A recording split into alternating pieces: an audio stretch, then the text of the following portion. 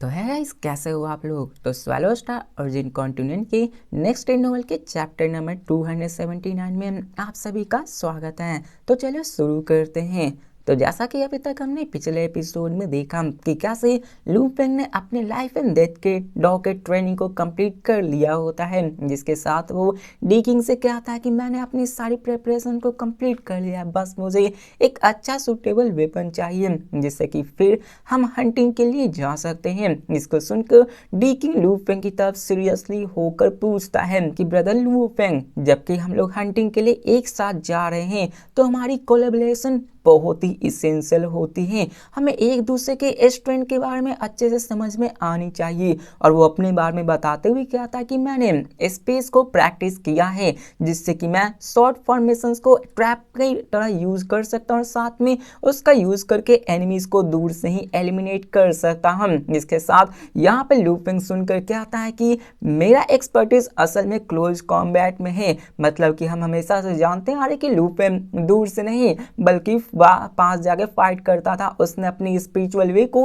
कब का छोड़ दिया था, साथ में उसने अभी फाइटर की वे को अपनाया होता है और अभी लू फेंग को क्लोज कॉम्बैट करना ही आता होता है। जिसके साथ हमें ये भी बताया जाता है कि डॉ ऑफ लाइफ एंड डेथ को सीखने वाले के असल में जो ट्रांसफॉर्मेशन होती है वो सेंटर की तरह होती है और पार्टिकुलरली उनकी जो क्लोज कॉम्बैट होती है वो काफी ज्यादा पावरफुल होती है। इसी कारण लू फेंग क्लोज कॉम्बैट में इतना ज्यादा पावरफुल होता है। जिसके साथ हमें ये भी बताया जाता है कि जब लू फेंग अपने डॉ ऑफ लाइफ एंड डेथ के पीक पे आ जाता है तो वो अपने इस अल्टीमेट स्टेट से ही अर्ली स्टेज गॉड एम्प्रेस के स्ट्रॉन्ग मैन तक को राइवल्स दे सकता था। मतलब लू फेंग अभी भी इतना पावरफुल हो गया कि वो अर्ली स्टेज गॉड एम्प्रेस को आराम से टक्कर दे सकता है। और बात करें तो लू फेंग अपने इन 5 क्लोन्स को जिसको कि वो फर्दर एम्पलीफाई करने में यूज करेगा, उससे भी वो early stage god emperor level practitioners को अच्छी खासी टक्कर दे सकता है। मतलब लू फेंग का हर एक क्लोन इतना ज्यादा पावरफुल होता है। यहाँ पे ये भी बताया जाता है कि माना कि वो अर्ली स्टेज गॉड एम्पर्स के बंदे एनलाइटमेंट प्रैक्टिशनर्स होंगे, लेकिन वो उन्हीं पे ज्यादा भारी पड़ जाएगा जो अपने बॉडी ट्रेनिंग पे उतना फोकस नहीं करेगा। चाहे कुछ भी हो जाए, एक बंदे की बॉडी उतना ज़्यादा डिफिकल्ट नहीं होती है, एक को ट्रेन करने में लोगों के हालत खराब हो जाते हैं। लू फेंग ने तो 5-5 क्लोन्स को टैलेंट्स होते हैं उन सब में अलग अलग, उन सबको ट्रेन कर रखा था। ऑफ कोर्स लू फेंग काफी ज्यादा पावरफुल होता है। अब डी किंग जैसे ही लू फेंग के बारे में सुनता है कि लू फेंग क्लोज कॉम्बैट में मार रहे तो वो हंसते हुए कहता है कि ये तो बहुत ही फैंटास्टिक है, मैं दूर से उन सबको रोक कर रखूंगा और तुम क्लोज कॉम्बैट में जाकर उन सबको मार सकोगे। ये तो हमारे लिए एकदम से आइडियल टीम बन चुकी है। अब जितने भी प्रैक्टिशनर्स होते हैं उनमें से बहुत कम ऐसे प्रैक्टिशनर्स होते हैं जो कि क्लोज कॉम्बैट को अपनी प्रायोरिटी रखते हैं। वो नेचुरली दूर से ही अटैक करना पसंद करते हैं कि यार दूर से अटैक करो, अगर कुछ ना हुआ तो हम लोग भाग जाएंगे। मतलब कि यहाँ पर वो तो केओटिक सोर्स लाइफ फॉर्म से लड़ने के लिए आए हुए होते, इसलिए वो सब दूर से ही अटैक करने को सोचते हैं क्योंकि बीस्ट का अटैक पैटर्न काफी ज्यादा अलग होता है। आफ्टर ऑल ये केओटिक सोर्स लाइफ उतने ज़्यादा पावरफुल नहीं होते, लेकिन उनके पास टैलेंट कमाल की होती है। इसके साथ लू फेंग भी एडमिट करते हुए कहता कि देखो मेरी क्लोज कॉम्बैट तो अच्छी खासी है, लेकिन अभी के फिलहाल मेरे पास कोई भी सूटेबल वेपन्स नहीं है। लू फेंग अपने ओरिजिन कॉन्टिनेंट से घंटा एक भी ट्रेजर लेकर आता है, जो भी लू फेंग खरीदेगा वो यहीं से खरीदेगा, जो भी खोएगा वो यहीं का खोएगा। लू फेंग स्टार्ट हो सकता है कि जब ओरिजिन वर्ल्ड से केज वर्ल्ड को ब्रेक थ्रू करके बाहर निकलेगा तब उसको लेकर निकलेगा, क्योंकि तब तक लू फेंग की पावर्स इतनी ज्यादा हो जाएगी कि वहां पर उसको इसकी जरूरत पड़ेगी ही। जिसके साथ डी किंग भी कहा था कि कोई दिक्कत नहीं, चलो हम दोनों जाकर एक अच्छे से वेपन को ढूंढते हैं। जिसके साथ हमें यह भी बताया जाता है कि लू फेंग को कभी कभी ह्यूमन क्रिस्टल की जो प्रॉब्लम होती है उसे डी किंग सॉल्व कर दिया करता था। मतलब वो चुपके चुपके दिया करता था डीफू और डीमिंग को बताए हुए। जिसके साथ वो वहाँ पे यूनलान सिटी के इनर सिटी के शॉप में चला जाता है। अब लू फेंग ने ऑलरेडी यूनलान सिटी के कई सारे सिटीज को एक्सप्लोर कर रखा था, कई सारे शॉप्स को ऑलरेडी लू फेंग ने देख रखा था। तो लू फेंग को वहाँ के ट्रेजर्स के बारे में एक सॉलिड अंडरस्टैंडिंग हो चुकी थी कि वेपन्स और ट्रेजर्स यहाँ पे कैसे कैसे कैसे मिलते हैं। इसके साथ लू फेंग की नज़र एक ग्लोव्स से पड़ती है, जो कि ग्लोव्स जो हाथों में पहनते हैं उस ट्रेजर पे पड़ती है और वो उसी की तरफ देखने लगता है। उसे देखकर वो भी थोड़ा बहुत सरप्राइज हो जाता है, जिसको देखकर वो अटेंडेंट होता है वो लू फेंग को एक्सप्लेन करने लगता है कि देखिए जनाब, ये जो पेयर ऑफ ग्लोव्स है उसे असल में डाओइस्ट मास्टर कैंग यू ने बनाया है, जिसे क्रेसेंट मून कहा जाता है अभी के फिलहाल। और इसे डाओइस्ट मास्टर कैंग यू ने अपने अर्ली ईयर्स में बनाए होते हैं। जिसके साथ वो आगे कहता है कि इसके अंदर असल में डॉ ऑफ लाइफ एंड डिस्ट्रक्शन की प्रोफाउंड मिस्ट्री छिपी हुई है, जिससे कि आपकी पावर्स बहुत बहुत ज़्यादा बढ़ जाएगी। जिसके साथ वो आगे ये भी बताते हैं कि अभी के फिलहाल डाओइस्ट मास्टर कैंग यून को देखा है तो हमारे डार्क होली रियल्म के एपेक्स में आते, मतलब टॉप पे आते हैं, और उनकी powers already half step chaotic source level तक चली गई है। उन्होंने भी सेम टू सेम डॉ ऑफ लाइफ एंड डिस्ट्रक्शन को ही सीखा होता है। तो कह सकते हो कि अभी के फिलहाल वो भी one of the most powerful beings यहाँ पर के होते हैं और उसी बंदे ने इस वेपन को क्रिएट किया होता है। अब लू फेंग ऑलरेडी इन सब के बारे में उतना ज़्यादा जान चुका था क्योंकि उसने शॉपिंग कर रखी थी, इसलिए वो ज़्यादा डिटेल में नहीं जानता है। अब ये भी हमें बताया जाता है कि डाओइस्ट मास्टर कैंग यू वो असल में एक बहुत ही टेरिफाइंग एंटिटी होते हैं, जिसने अपने दोनों दाव को half step chaotic source level में पहुंचा दिया होता है। लू फेंग के आपने डिस्ट्रक्शन को देखा, जो कि अभी पिछले एपिसोड ही वो अल्टीमेट रियल्म पे एंट्री ली होती, उन सब की अपनी अलग अलग लेवल होती हैं। इस हिसाब से देखी जाए तो इसके हिसाब से डाओइस्ट मास्टर कैंग यू उसने अपने दोनों डाव को लाइफ एंड डेथ दोनों को बहुत ही पावरफुल लेवल तक पहुंचा दिया होता है। और वो अभी उनकी स्ट्रेंथ देखा जाए तो दोनों एंचेस्टर, दोनों कंट्री के एंचेस्टर से कई गुना ज़्यादा होती है। अब डी किंग उससे पूछता कि आखिरकार इसकी प्राइस कितनी है। अब यहाँ पे अटेंडेंट कहता है कि 105,000 ह्यूमन क्रिस्टल, जो कि असल में 1.5 लाख क्रिस्टल बोल रहा है, तो इसमें थोड़ी गलती हुई है। जिसके साथ वो कहता है कि मैं 1.5 लाख क्रिस्टल्स में आपको ये बेचने वाला हूँ। जिसको सुनकर लू फेंग बिना कुछ बोले ही बोलता है कि क्या तुम इसको कम नहीं कर सकते हो। मतलब यहाँ पर भी नेगोशिएशन किया जा रहा है। जिसके साथ हमें ये बताया जाता है कि 9 रिवर होली रियल्म के अंदर ऐसे कुछ ही आइटम्स होते हैं जिनकी एकदम से फिक्स प्राइस होती है, आप न उससे ज़्यादा दे सकते हो न ही कम दे सकते हो। लेकिन बाकी और जितने मोस्ट ट्रेजर्स होते हैं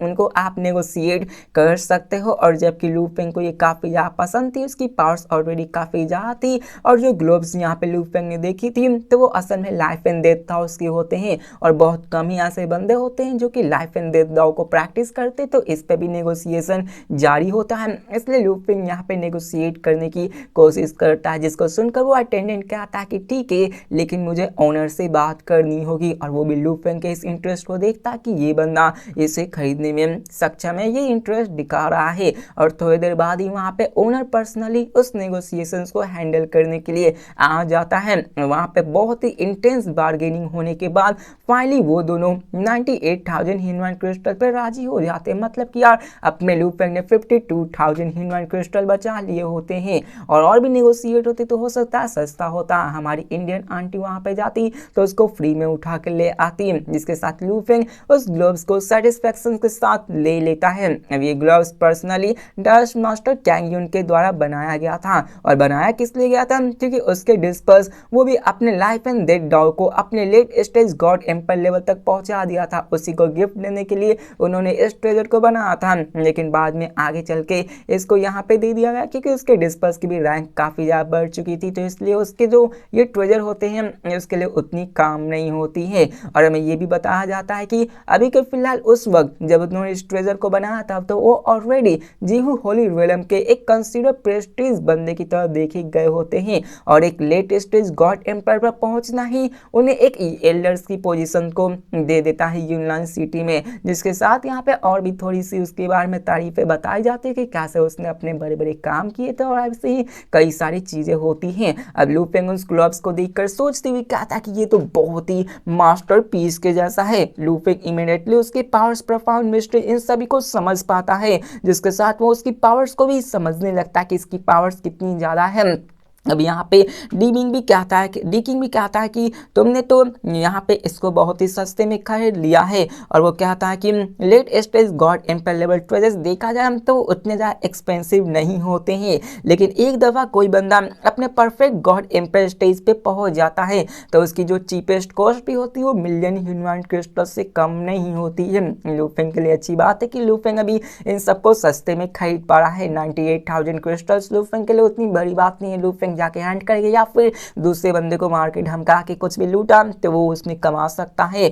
लू फेंग भी इस पे हामी भरता है। और यहाँ पे लू फेंग ने ऑलरेडी पहली दफ़ा 1,90,000 ह्यूमन क्रिस्टल को रिसोर्सेज को यूज़ कर लिया था और साथ में भी लू फेंग ने 98,000 को भी ग्लोव्स पर उड़ा दिया होता है। तो लू फेंग को रियलाइज होता है कि यार उसके पास तो सिर्फ 12,000 ह्यूमन क्रिस्टल्स ही बचे हुए हैं। जिसके साथ हमें यहाँ पर सीन चेंज कर सेक्लिब्रेट केव का सीन दिखाया जाता है जहाँ पे एम्पर फू एम्पर मिंग की तरफ देखने लगते हैं और एम्पर फू एम्पर मिंग से पूछते हैं कि क्या तुम सीरियसली में हंटिंग पे जाना चाहते हो। मतलब यहाँ पे लू फेंग और डीकिंग ही नहीं बल्कि यहाँ पे डीमिंग भी हंटिंग पे निकलना चाहता था। उसकी powers already early stage of god emperor levels को टच कर दी होती है, इसलिए वो जाना चाहता था हंटिंग के लिए। जिसके साथ एम्पर मिंग कहता है कि मैं भी जाना चाहता हूँ। मैं यूनान सिटी में बहुत ही टाइम थोड़ा सा बिता चुका हूँ और साथ में मैंने यहाँ पे ह्यूमन ब्लड लाइन के कई सारे प्रैक्टिशनर से भी मुलाकात कर ली है। उनमें से कई सारे बंदे हैं जो कि early stage of god emperor realm में पहुँच चुके हैं। अगर यहाँ पे एक साथ डजन्स ऑफ प्रैक्टिशनर्स एक साथ मिल जाए तो वो सभी के चांसेस बढ़ जाते हैं कि वो वहाँ के वीकेस्ट लो लेवल ह्यूमन लाइफ फॉर्म को मार सकते हैं। जिसको सुनकर डीफू से कहता है कि लेकिन इससे तुम्हारी मौत भी हो सकती है। और वो अपने इकलौते कंपेनियन की तरफ देखने लगता है क्योंकि लू फेंग और साथ में डीफू से बहुत लेवल अप है। वो उसको अपने साथ हंटिंग पे ले ही नहीं जा सकता और डीफू सोचता है कि यार काश डीमिंग मेरे साथ रहे और मैं इसके साथ जाकर वहाँ पे हंट कर सकूं क्योंकि यही दोनों काफ़ी ज़्यादा कमज़ोर हैं। अब क्या कर सके डीफू के लिए मुझे बहुत ही बुरा लग रहा है। बंदा बहुत ही कमज़ोर होता है, उसको और थोड़ा सा स्ट्रांग हो जाना चाहिए था। अब डीमिंग उससे स्माइल करते हुए कहता है कि चिंता मत करो और हमें सच्चाई बताई जाती है कि असल में उसके पास एक हिडन ट्रम्प कार्ड मौजूद होती है, इसलिए वो जाने को तैयार होता है। इसके साथ हमें ये भी बताया जाता है डीमिंग के बारे में कि डीमिंग को क्लोन बनाना नहीं आता, वो अपने क्लोन को क्रिएट किया ही नहीं होता है। वो जब यहाँ पे आया था तो वो अपने रियल बॉडी को लेके आया हुआ है। अगर उसकी बॉडी यहाँ पे ख़त्म हुई तो यार वो मारा जाएगा, वो रिजर्व भी नहीं कर पाएगा। जिसके कारण हमें ये भी बताया जाता है कि उसने इन्फिनाइट स्पेस ट्रेजरी में अपने विल पावर्स की मदद से रिवॉर्ड्स को पाया था। जैसा कि लू फेंग ने अपनी विल पावर को गॉड किंग से अपर लेवल में ब्रेक थ्रू कराया था तो उसको रिवॉर्ड्स में थी, वैसे ही डीमिंग ने भी अपनी रिवॉर्ड्स को पाया होता है। और साथ में उसने यानफेंग एंचेस्टर्स के साथ ट्रेजर्स को भी एक्सचेंज किया था और कहा था कि मुझे एक लाइफ सेविंग आइटम चाहिए रिटर्न में। और यानफेंग एंचेस्टर उसे 2 high tie life saving treasures प्रदान भी करते कि तुम लो इसको अपने साथ मर्ज कर लो। ये असल में उसकी सोल के साथ मर्ज हो गई थी जो कि उसके डेंजर्स को सेंस करते ही ऑटोमेटिकली एक्टिवेट हो जाएगी। और बात करें और तो डीमिंग ने ऑलरेडी इन्फिनाइट स्पेस ट्रेजर से कई सारे एडिशनल प्रोटेक्टिव आइटम्स को भी एक्वायर कर रखा था। मतलब डीमिंग अभी के फिलहाल में एक चलता फिरता खजाना होता है, बस लोग ये जानते नहीं होते हैं। वो अच्छी तरह से जानता है कि उसके पास क्लोन्स मौजूद नहीं है, इसलिए सबसे बड़ी इंपॉर्टेंस वो अपने लाइफ को ही देता है कि कैसे भी करके मुझे अपनी जान बचानी है। आगे चलकर तो मैं बाकी सबको एक्यूमुलेट कर ही लूंगा धीरे धीरे। जिसके बाद डीमिंग कहता है कि देखो अब यहाँ पे हम लोग आगे बढ़ चुके हैं, हमारे पास पीछे हटने का कोई भी मौका नहीं है। और डीमिंग भी लू फेंग की तरह था कि यार मुझे कैसे भी करके स्ट्रॉन्ग बनना ही है। इसके साथ हमें ये भी बताया जाता है कि उसने नियरली 100 सेंचुरीज को यूनान सिटी में स्पेंड कर दिया होता है। उसने काउंटलेस प्रैक्टिशनर्स को ऑब्जर्व किया होता और साथ में उसने वहाँ पे ये भी पाया कि कैसे जितने भी वीकर बंदे थे वो कैसे उन सारे lower level chaotic source life form से बार बार बैटल करके अपने आप को पावरफुल बना पाए थे। इसलिए वो भी यहाँ पे बैटल में जाना चाहता था। आखिरकार कौन नहीं स्ट्रॉन्ग बनना चाहेगा, आखिरकार कौन नहीं सब पे राज करना चाहे, आखिरकार कौन ही दबा रहना चाहेगा।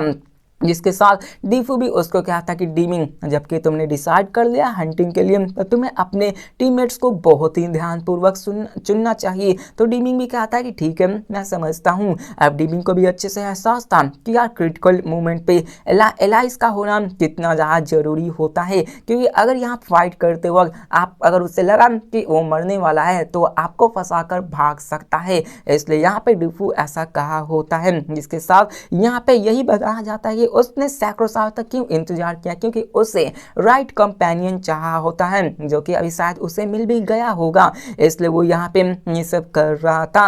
अब यहाँ पे हमें ये भी पता चलता है कि वो भी डीकिंग से काफी ज्यादा खुश था कि डीकिंग को लू फेंग जैसा कंपेनियन मिला है, क्योंकि लू फेंग और डीकिंग काफी ज्यादा परफेक्ट जोड़ी बनाते हैं और दोनों ट्रस्टवर्दी हैं और एक ही ओरिजिन कॉन्टिनेंट से बिलोंग करते हैं। अब यहाँ पे लू फेंग ने उस ट्रेजर ग्लव्स को खरीद तो लिया था, लेकिन उसके बाद लू फेंग ने लगभग 100 दिन लगा दिए थे उस ग्लव्स को मास्टर करने में, ताकि वो उसकी पावर्स को अच्छे से जान सके। और फाइनली 100 दिन बाद लू फेंग फुल्ली प्रिपेयर महसूस करता है। वो क्वाइटली यूनियन सिटी में डीकिंग के पास जाता है और कहता है कि चलो अब मैं तैयार हूँ उन सारे मॉन्स्टर्स का फेस टू फेस फाइट करने के लिए। जिसके साथ हमें यूनियन सिटी के बाहर का सीन दिखाया जाता है, जहाँ पे एक फ्लाइंग बोट जो कि उसी स्टेल्थ मोड में आकर गायब हो जाता है, जिसको कि अपने नंगी आंखों से देख पाना भी मुश्किल था। मतलब कोई नहीं देख सकता जब तक कि वो पावरफुल बंदा ना हो। उसके अंदर लू फेंग और डीकिंग मौजूद होते हैं। अब ये जो फ्लाइंग बोट अभी डीकिंग लेकर आया होता है, ये डीकिंग की one of the most advance boat में से एक होती है, जिसके अंदर छिपने की एबिलिटीज काफी ज्यादा होती है। इसके साथ डीकिंग उसे स्ट्रेटेजी के बारे में बताने लगता है कि देखो हमारी जो प्राइमरी हंटिंग टारगेट्स होने वाले हैं वो low level human life forms होने वाले हैं, जो कि early stage of god emperor realm में ही रहेंगे। और वो यहाँ पे आगे कहते हैं कि देखो अभी के फिलहाल तो हम लो लेवल ह्यूमन जो कि early stage of god emperor में रहने वाले हैं उन सबका खात्मा करने वाले हैं, लेकिन हम जो हमारी जो पावर्स है उस हिसाब से हमारी पावर्स इतनी ज़्यादा हो गई कि हमें mid stage god emperor level से डरने की ज़रूरत नहीं है। असल में वो उसको मार तो नहीं सकते हैं और ना ही वो जो मॉन्स्टर हैं वो उनको मार पाएंगे, लेकिन यहाँ पर वो उससे फाइट बैक करके निकल तो सकते हैं, क्योंकि अभी उन दोनों की powers early stage God empress में आ चुकी है। और आपने मैंने पिछले एपिसोड में बताया होगा कि कैसे एक अर्ली स्टेज का बंदा मिड स्टेज के बंदे को फाइट बैक कर सकता है। और यहाँ पे वो कहते हैं कि हम लोग उससे डर तो नहीं सकते, हम लोग फाइट बैक कर सकते हैं, लेकिन मारना बहुत ही हार्ड हो जाएगा। जिसको सुनकर लू फेंग भी कहता कि हम मैं समझता हूँ अभी के फिलहाल में ह्यूमन लाइफ फॉर्म स्पेशली जो कि लोअर लेवल के हैं उनको हम अभी मार सकते हैं, और उसी से हम अपने स्ट्रेंथ को इवैक्यूएट कर सकते हो कि हमारी स्ट्रेंथ कितनी हो चुकी है। अब डीकिंग कहता कि ठीक है चलो कोई बात नहीं, और यही पे वो कहता कि इसी से तो हमें एक्सपीरियंस मिलने वाला है, जबकि हम दोनों साथ में काम करने वाले हैं तो हम दोनों एक साथ एक्यूरेट जजमेंट को बना सकते हैं। लू फेंग भी इस बात पे हामी भरता है, जिसके साथ डीकिंग भी बहुत ही सतर्क हो जाता है। उससे कहता कि देखो जबकि हमने सिटी के सेफ्टी को छोड़ दिया है तो हमें यहाँ पे सतर्क रहना होगा, क्योंकि हम लोग सिटी के अंदर ही सेफ रह सकते थे, सिटी के बाहर आ चुके हैं तो कोई भी हम पे अटैक कर सकता है। और वो यहाँ पे ये भी कहता है कि बस हमें यहाँ पे ना ही सिर्फ एक लो लेवल ह्यूमन लाइफ फॉर्म्स को देखना है, बल्कि हम सबको यहाँ पे दूसरे प्रैक्टिशनर से भी सावधान रहना चाहिए, क्योंकि वो भी हम पे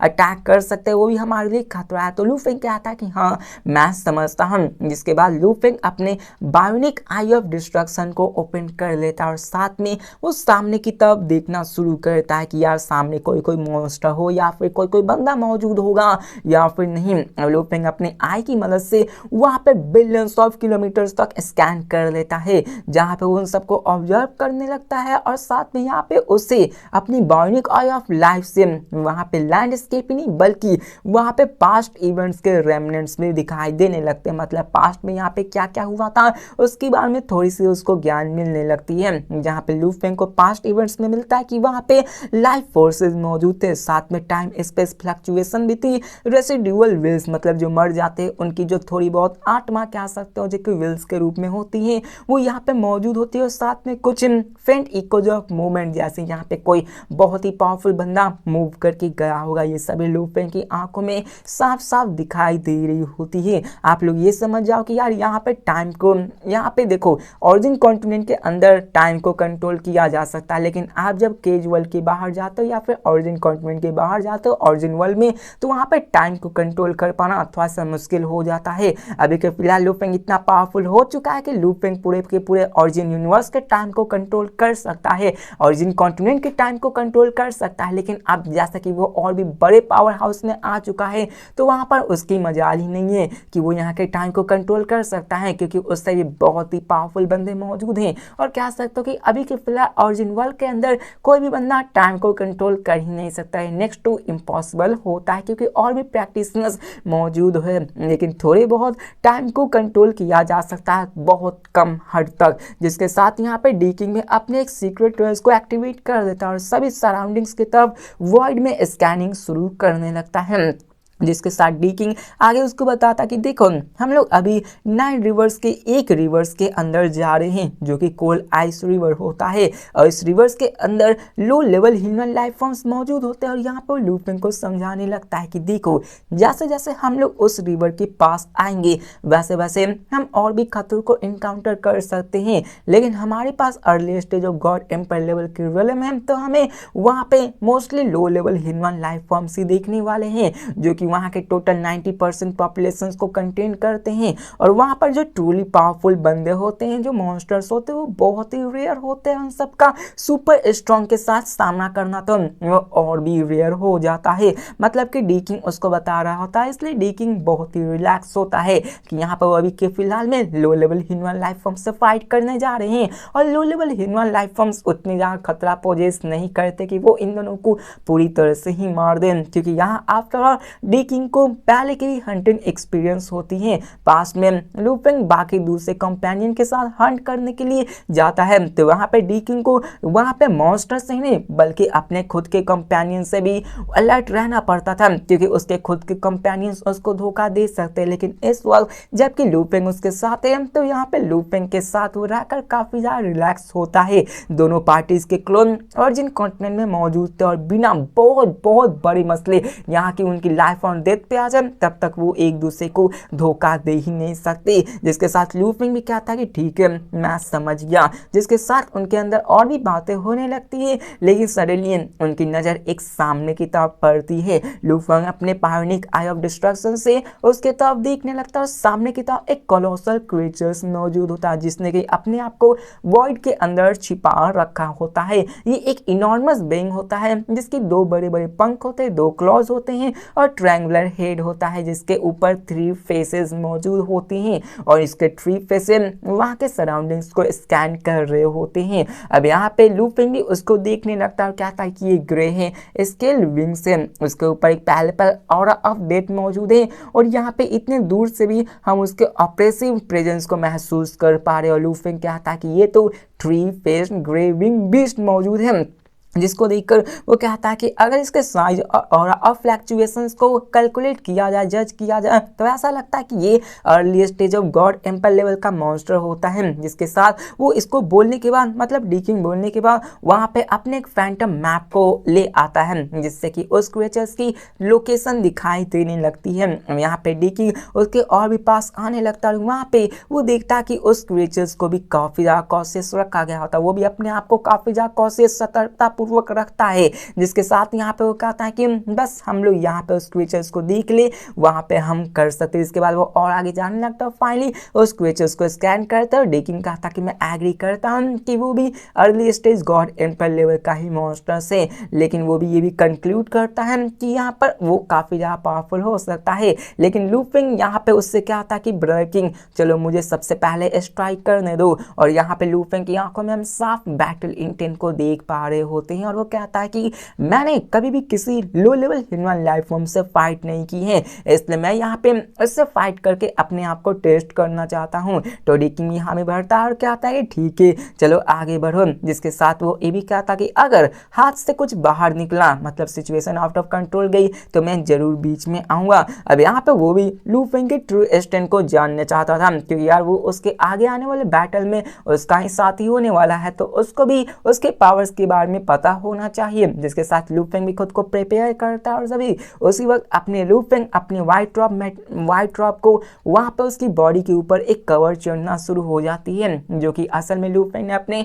हेवनली लाइट क्लोन को यूज करके किया होता है। समझ लो कि यार एक आयरन मैन की तरह जो सूट होता है वैसे ही लू फेंग अपने हेवनली लाइट क्लोन को यूज करके अपने ऊपर चढ़ा रहा होता है। बताया जाता है कि अपने लू फेंग के 5 क्लोन्स में से लू फेंग का जो हेवनली लाइट क्लोन होता है वो सबसे ज्यादा ड्यूरेबल होता है, जिससे कि वो अपने ऊपर एक आर्मर की तरह यूज कर सकता है। जैसे कि बात करें वो किसी दूसरे सीक्रेट ट्रेजर आर्मर में, जिससे कि एक बार आपने डैमेज कर दिया तो उसे रिपेयर करने के लिए आपको सीक्रेट पैटर्न्स को फिर से बनाना होगा। अगर उसके सीक्रेट पैटर्न्स टूट गए तो आप उस ट्रेजर्स की बहुत ही पावर्स को खो दोगे। लेकिन हेवनली लाइट क्लोन की बात करें तो वो डैमेज होने के बाद, मतलब बहुत ज्यादा डैमेज होने के बाद भी खुद को रीजनरेट कर सकता है। तो ये लू फेंग के लिए काफ़ी ज़्यादा चीज़ पावरफुल होती है, जिसके साथ लू फेंग कमांड करता और कहता कि जाओ, और उसने अपने फोकस को लगा रखा था। इसके साथ ही सिंगल टॉट में लू फेंग फ्यूचर टाइमलाइन में इंटर कर देता है। मतलब लू फेंग अपने टाइम क्लोन को भी यूज़ कर रहा था और साथ में टाइम क्लोन पे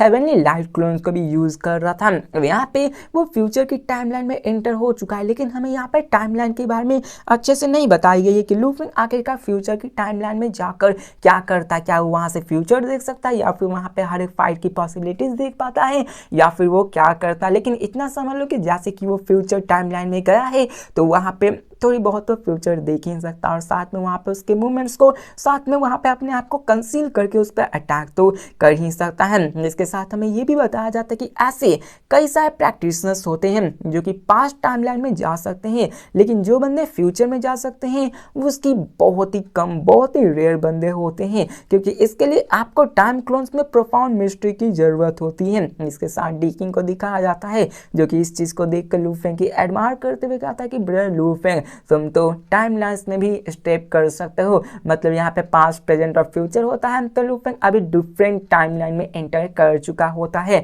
अगर उस टाइमलाइन में लू फेंग मारा भी गया तो इस टाइमलाइन में लू फेंग जिंदा रहेगा। इसके साथ हमें 3 फेस्ड ग्रे विंग्स का सीन दिखाया जाता है, जो कि वहीं पे बैठकर आराम कर रहा था। उसने अपने आप को वॉर्ड के अंदर छिपा रखा था। साथ में उसने अपने 3 कोल्ड फेसेस से सराउंडिंग एरियाज को स्कैन भी करना शुरू कर दिया होता है। जिसके साथ हमें ट्रेड लाइक टेल को दिखाया जाता है, जो कि कुत्ते की पूंछ की तरह वहां पे ही रहा होता है। समझ लो कि ये बीस्ट बड़े ही हैं, लेकिन इसके पास भी अपनी कॉन्शियसनेस होती, इसके पास भी अपनी दिमाग होती। जैसे मोरोसा को देख लो, जब वो बॉर्न लिया था तो उसको भी सारी चीजें पता थी कि कैसे दूसरे बंदों को मारकर यहाँ पे अपने आप को पावरफुल बनाया जा सके।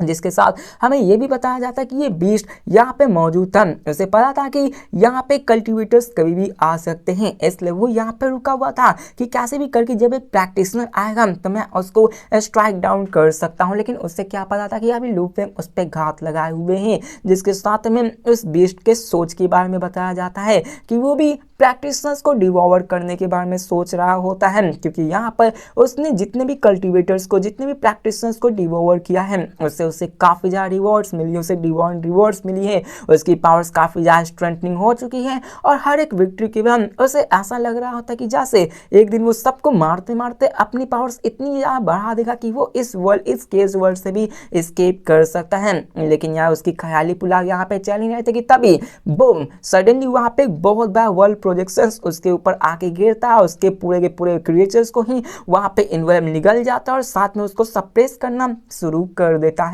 अब यहाँ पे हमें ये बताया जाता है कि जितने भी प्रैक्टिशनर्स होते हैं जिन्होंने डॉग को मास्टर किया होता है उसकी फिजिकल एनर्जी काफी ज्यादा बढ़ जाती है, लेकिन साथ में उसकी मेंटल विल पावर्स भी काफी ज्यादा इनहेंस हो जाती है। जैसे डी किंग और लॉर्ड ऑफ 10,000 विलियम्स की बात कर दो तो उसने अपने गॉड एम्प्रेस स्टेज की पावर्स को भी काफी ज्यादा बढ़ा ली होती है। लू फेंग ने ऑलरेडी 3 डॉग्स को मास्टर कर रखा था, life, destruction and life and death को, जिसके कारण उसकी जो स्पिरिचुअल विल पावर्स होती है वो तो उन सब से भी बहुत ही हायर लेवल की जा चुकी होती है। इसी के साथ हमें और भी बताई जाती है कि लू फेंग की जो प्रोफाउंड मिस्ट्रीज थी, उसकी बॉडी स्ट्रेंथ थी वो तो ऑलरेडी काफी ज्यादा थी, जो कि लगभग परफेक्ट डिवाइन बॉडी से 300 टाइम्स बड़ी होती है, जिसके कारण वो इतने बड़े एरियाज, इतने बड़े क्रिएचर्स को कंट्रोल कर पा रहा होता है।